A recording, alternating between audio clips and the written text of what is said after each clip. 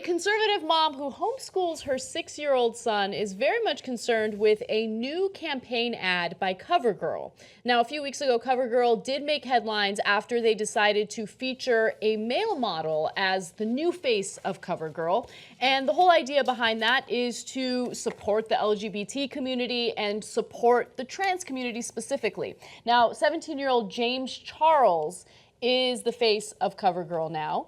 And I think it's great. I think it shows that society's progressing. We're becoming more knowledgeable and tolerant about people who are different than us.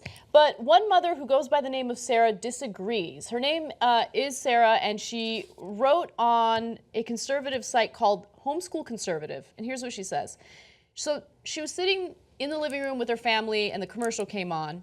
And her 6-year-old son is like, "Why is that boy wearing makeup?" She writes, "Both of us were caught off guard," referring to her and her husband. "We didn't know how to answer. I don't know why, but the most logical thing we could think of at that moment was to say, no, that's a girl."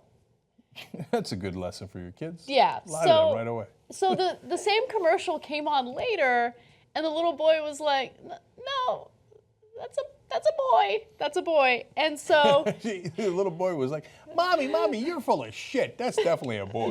Yeah. So this mother is caught in this moral dilemma in her head, right? She's like, "How do I deal with this?" And she writes, "Do I lie to my son?" Well, you already did. "Or do I tell my 6-year-old my full opinion? I thought about lying and saying, that's how his eyes really look. Or do I tell the truth and have a deeper discussion with him? Maybe that's the way his mommy and daddy chose to raise him, but that's not the way we're choosing to raise you." She continues, "Does a parent end it there or continue to say that is sinful and wrong, he shouldn't be doing that, and his parents are wrong?" So I think this is an important story, not because of this specific incident, but because it kind of shows you, how ignorance can be a virus. And in this case, it's a virus. And it's a virus that affected the parents here. And if they continue teaching their kids the way they plan to, it's a virus that'll teach or a virus that'll affect their kids. So what I mean by that is, no, it's not because their parents raised him to be that way. Like, when he was born, his parents were like, "Yo, you look really good with some highlighter on fleek. Like, let's put some highlighter on your cheeks and some mascara on your eyes. That's how we're gonna raise you. It's just our choice. We want to put makeup on our son." No, that's not how it works. It's not like this weird thing that parents decide to do. It's a lifestyle choice that he makes. Sexuality is not a lifestyle choice. It's something that someone's born with. And so, like, this weird judgment that I think stems from ignorance needs to end. And the only way you end it is through these types of campaigns that do lead to actual conversations and some dialogue. Okay, I'm going to give my serious opinion, and then I'm going to have fun with this story. Okay. So if they had left it at, hey, a lot of people parent in different ways, and that's not how we're choosing to raise you, that portion is fine. There's nothing wrong with that. In fact, I had a conversation with my 6-year-old son about Donald Trump.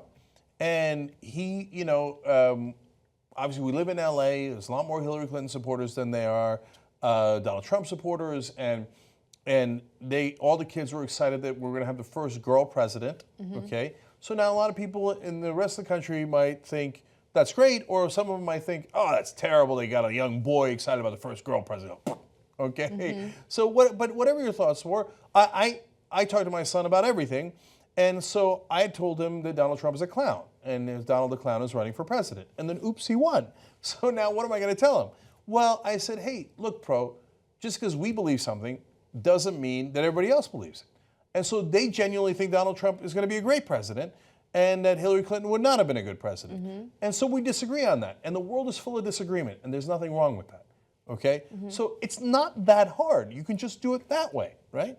Instead, she had to add that what they taught is sinful and wrong, and that he shouldn't be doing that, and his parents are wrong, right? Yeah. Just, hey, are we allowed to disagree? But since she appears to be a religious fundamentalist, no disagreement is allowed. I don't even know if she's a religious fundamentalist. She might not be. She might just be, a regular Christian person.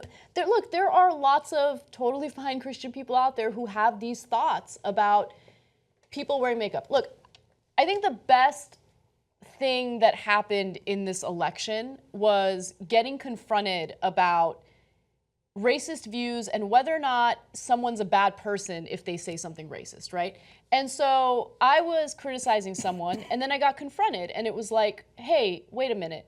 I know for a fact that you have family members who have said really ignorant things about various races. Does that make that person a bad person? I don't know if these are bad people. I just think that they're ignorant on this issue, and they should be open to a dialogue, and they should be open to honesty with their kids. These parents didn't make a decision to raise their kid this way. This guy is James Charles, lovely guy.